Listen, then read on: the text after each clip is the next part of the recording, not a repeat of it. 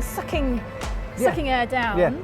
But you've also got a slightly more visible way of measuring pollution. We're not interested in all the particles in the air. We're only interested in stuff that either gets into your airways or deeper down into your lungs. So we talk about two specific size fractions, either PM10, excuse me, which is thoracic convention, which is everything gets below about here, and then PM2.5, which is the fine fraction. Excuse me, it's obviously getting into my lungs. It's all the pollen floating So around yeah, in the air. it's all the bits of tree that are coming down. That gets deeper into the lung and can therefore cause more systemic effects deeper into the body. So the idea is that the smaller the particle, the further in it gets. Indeed, so we've got lots of protection mechanisms. Our nose is lined with hairs and it's wet, and the same with our throat. And when particles hit that, they stick to it. So as the particles and the air goes deeper out, down into your lungs, more things either contact the edge of the airways or they settle out. So it's only the smallest ones that behave more like gases that get deepest down into the lung. But then your air intakes here are taking those in. You're also directly looking at the particles, you're collecting the particles as well. So there's two ways. We can either collect them onto a filter and then we can take them back to the laboratory, and that's kind of in-depth analysis where you extract the particles from the filter, put them through some big expensive machines. Or we can look at them in real time, either weighing them or counting them or seeing how big they are or seeing what the chemical composition is. It's very noticeable on the surfaces here. They're covered in stuff. Now you're collecting this as well, aren't you? How are you doing that? We are. Well, we're collecting the particles. We're interested in polyaromatic hydrocarbons, so what you get from vehicles or what you might get from wood burning. Let's have a look at these filters then. Where are they? Okay, so we've got some behind you here. Now this is what we call a high volume sampler, and it's sucking air in onto the filters at about 100 litres a minute. So you can see this detects the flow here. So the air's coming in here. Air comes in here through this size selective inlet, so only particles bigger than 10 microns in diameter are then deposited onto a filter. So we come along every 2 weeks and we put a stack of filters in here which are all labelled up, so we know when we get them back to the laboratory that they've come in the right order.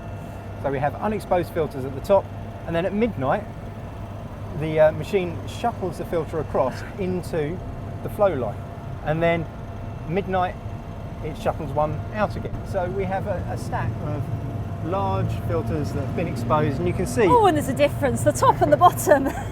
Quite dramatically different. So this is beautiful, clean white, and that is dirty black. Is horrible, yes. So that's one day. That's one day, yeah.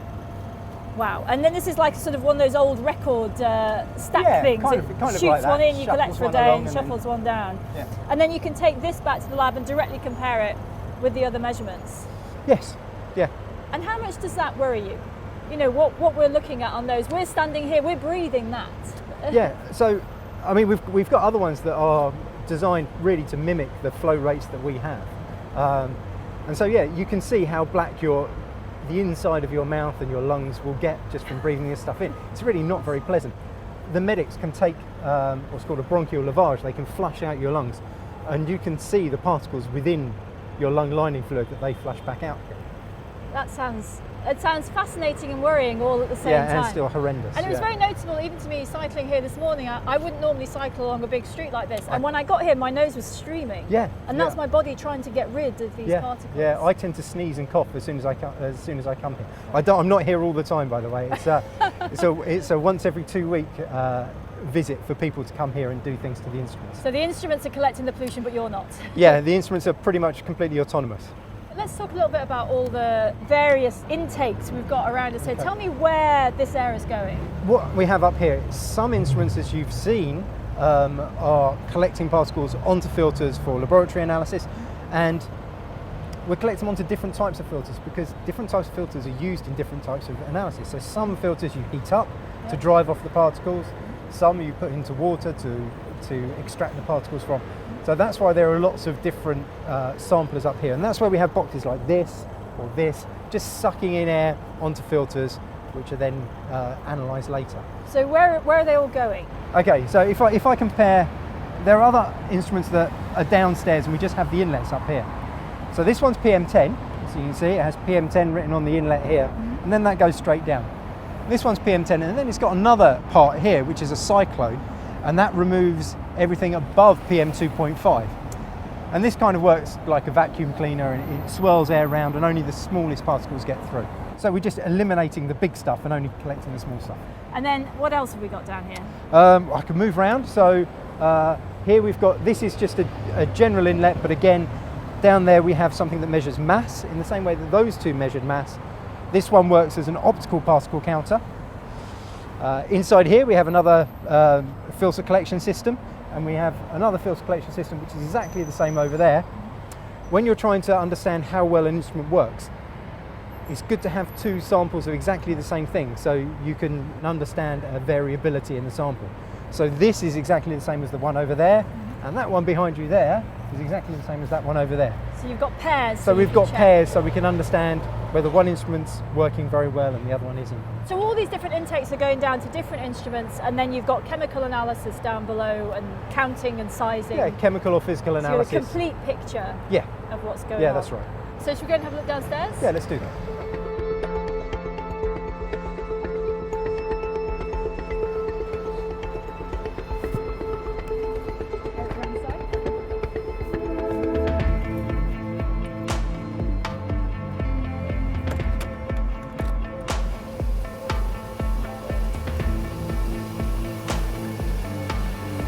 Right, so what have we got in here then?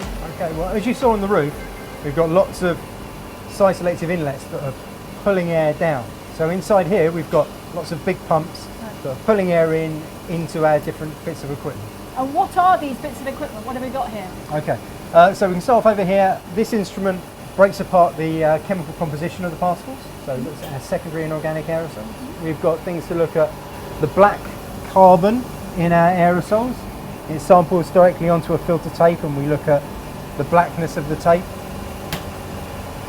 One of those optical particle counters here, and we've got the other one, as I said, which is the pair over there. Right. There are these two, which are measuring PM10 mass and PM2.5 mass. And then we've got some gas analyzers. We've got some gas analyzers here. Now, these don't, as you can see, these don't draw air directly down. We pull gases in through Teflon tubing. So Teflon is really not very sticky. Yep. So we make sure we capture all of those gases. And here we're monitoring for nitrogen oxides, ozone, sulfur dioxide and carbon monoxide. Here we've got the particle counter. So here we size segregate particles and count them. We've got some gases over there. It's really important that the data that we disseminate is of a high quality. So we have to have separate gases with known concentrations we put through the analyzers so we can compare what we see here to what we see at a background site or what we see in a different city. So that's the calibration to make That's sure the the numbers are calibration right. side of things. Then we've got a gas chromatograph that measures a whole range of chemical components of organic gases. So from methane and ethane up to ring compounds like benzene. So this is where everything that's in this invisible air becomes visible to you. Yeah, so this is where we get the data.